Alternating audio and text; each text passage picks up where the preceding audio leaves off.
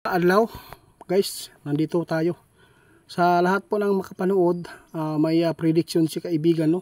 Sa January walang problema po yan, wala pong nakikita si kaibigan na malala na kalamidad.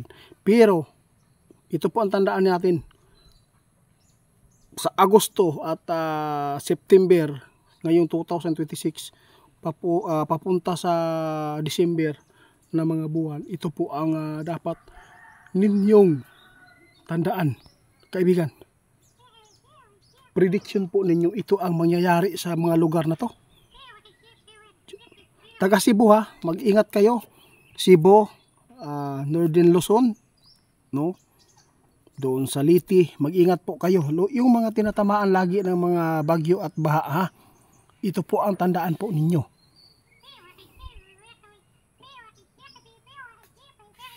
Prediction ng ating kaibigan, sunod-sunod ang kalamidad dyan. Lindol at bagyo at baha. Maraming magpapalitan na mga kalamidad dito. Ito po ang prediction ng ating kaibigan. Ito ang mga buwan na tandaan ninyo ha. Dahil po si kaibigan mismo ang naka-research nito doon sa kanila. Dahil po sa kanilang bulang kristal, kasi iiba po ang kulay nito kapag mayroon pong mga tatak na kung kailan ito mangyayari yung mga ganitong klase na mga kalamidad. Ito po ang mga buwan na tandaan natin.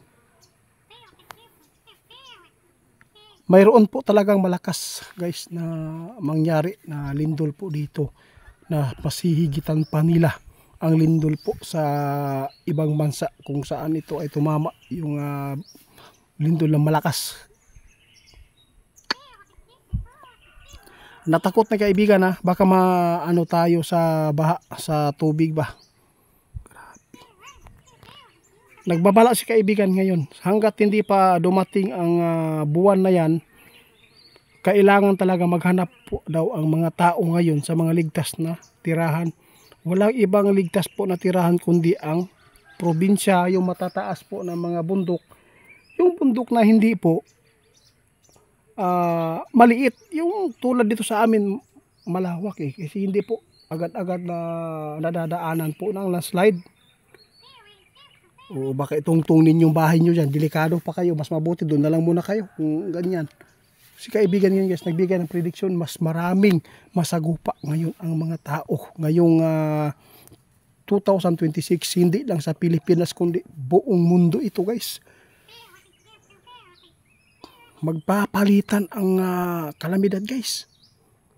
Bagyo at lindol, landslide, baha, grabe. May mga trahedya pa tulad po ng aksidente. Mag-ingat tayo. Grabe kaibigan, inganin na gid ni ka lala karon. Kaya sa lahat ng makapanood sa amin, sana po makuhaan ninyo ni og base ha. Makuhaan ninyo ni og paraan kung asa mo dapit si kaibigan karon.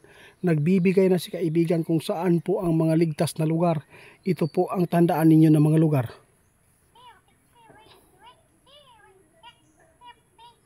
Kung mahal daw ninyo ang inyong mga anak, asawa, pamilya, lumikas kayo sa mga mababang lugar.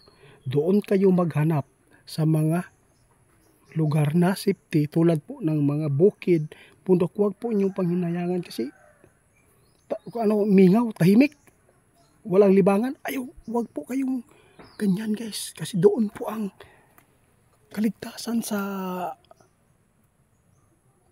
yung mga kapamakan sa mundo.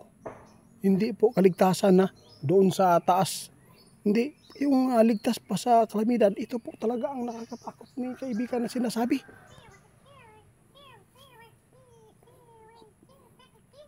Salamat po kaibigan guys. Si kaibigan guys aalis na. Sa lahat mo na napaabotan namin ngayon ng video ito, mag-ingat kayo dahil po si kaibigan mismo ang nakapagtuklas guys na maraming masagupa ngayong 2026. Marami kasi klase guys, kaguluhan, marami guys, kaya mag-ingat tayo. Pinalikas na po kayo doon sa mga malapit sa dagat, ilog, lalo na sa city. Hindi na po kayo safety kasi kapag nagkaroon ng digmaan, kawawa. Saan kayo pupunta? Doon na kayo Yung sa amin guys, ginawa lang po namin ito guys para safety kayo. Kung hindi kayo maniniwala sa ipinapaabot ng mga kaibigan natin, walang problema po yan. Dahil kami nagmalasakit at kung ano man po ang mangyari, at least may nagawa na kaming mabuti. Patawad po guys kung mga bad news man ang aming ipinapaabot, dahil po bakit pa ipapaabot namin ang good news na hindi naman po maka ano sa buhay ng tao. Salamat po sa mga kaibigan natin. Hanggat nandito pa tayo sa social media, hindi kami naghahabol sa mga views guys, hindi kami naghahabol sa kita kasi wala na kaming kinikita dito. Ang sa amin, makapagbigay kami ng kabutihan sa kapwa at makapagbigay kami ng disiplina para maging alerto po ang mga tao. Kaya salamat hanggang dito na lang.